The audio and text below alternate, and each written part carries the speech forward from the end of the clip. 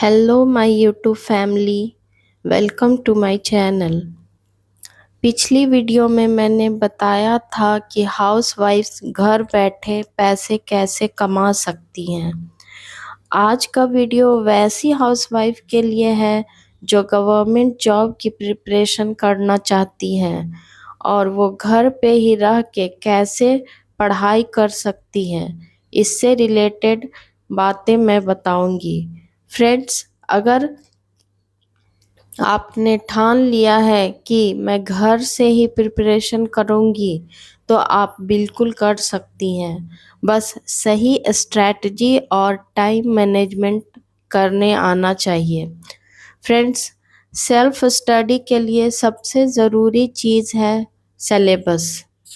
Syllabus आपके preparation में उस रोड की तरह काम करेगा जो सही दिशा में आपके मंजिल तक पहुंचने में मदद करेगा।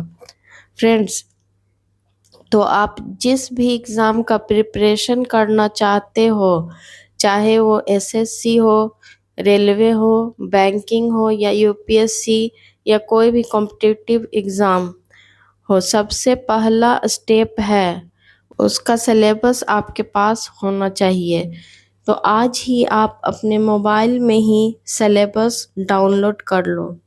अगर प्रिंट ले सकते हो तो और भी अच्छा है, बट ये ऑप्शनल है। उसके बाद दूसरी ज़रूरी चीज़ है स्टडी मटेरियल।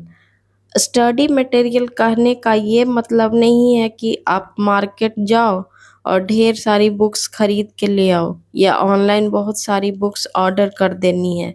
ऐसा नहीं करना है। आपको शुरुआत में थोड़ी ही बुक्स लेनी है। मेरी सलाह मानो तो आप सबसे पहले जिस एग्ज़ाम का प्रिपरेशन करना चाहते हो उस एग्ज़ाम का प्रीवियस ईयर क्वेश्चंस यानी कि क्वेश्चंस बैंक लेना है। आपको सिंगल बुक में ही लगभग 20 से 30 सेट्स पीवाईक्यू मिल जाएंगे। एक्स्ट्रा में चाहो तो अपने एग्ज़ाम से रिलेटेड कुछ बेसिक बुक्स ले सकते हो, जैसे एसएससी के लिए जीके, इंग्लिश, मैथ्स और रीजनिंग की ज़रूरत होती है तो आप ये सब ले सकते हो किसी अच्छे टीचर या पब्लिशर का, according to your choice. Syllabus और स्टडी मटेरियल के बाद तीसरा स्टेप है एक स्टडी रूटीन का।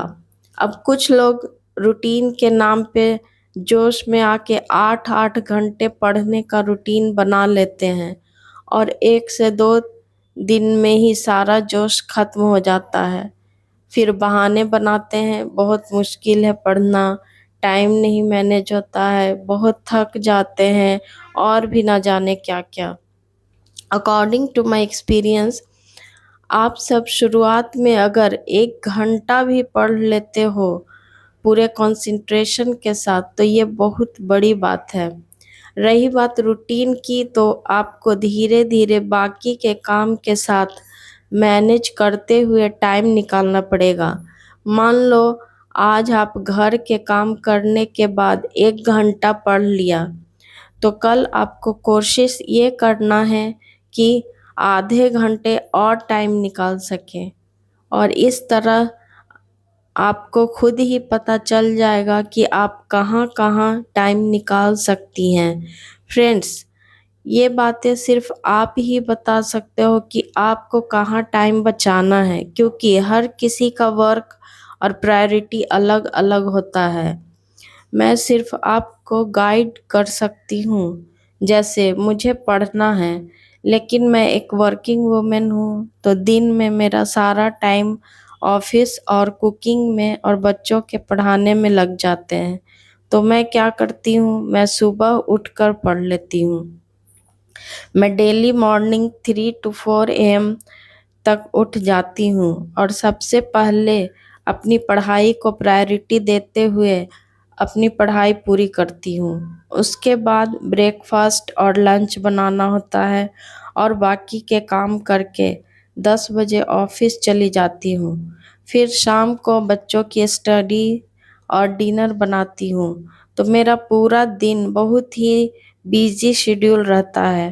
फ्रेंड्स, यहाँ पर मैं आपको एक मास्टर टिप देना चाहती हूँ कि एक औरत के लाइफ में, चाहे वो वर्किंग वूमेन हो या हाउसवाइफ, उसके लिए घर के काम कभी ख़त्म नहीं होते, कभी नहीं। तो अगर आप घर के काम को पहली प्रायोरिटी देके अपने सपनों को बाद में प्रायोरिटी देते हो, तो ये आपकी ज़िंदगी की सबसे बड़ी मिस्टेक होने वाली है। मैंने बोला ना, घर के काम कभी ख़त्म नहीं होंगे। इसलिए पहले जो आप अचीव करना चाहते हो, पहले उसे प्रायोरिटी देना होगा, तभी आप अपने सपनों को पूरा कर सकते हो। नहीं तो बस नींद में आने वाला एक सपना बनकर ही रह जाएगा। इसलिए आज से ही उठो, जागो और लग जाओ जी जान से अपने टारगेट को पूरा करने में। मत करो किसी का इंतज़ार, क्योंकि आपको खुद ही कोशिश करना होगा अपने सपनों को पाने के लिए। आई होप वीडियो आपको अच्छा लगा हो, तो जुड़े रहिए हमारे चैनल से ऐसे और भी मोटिवेशनल वीडियोस के लिए। तब तक के लिए bye bye and take care.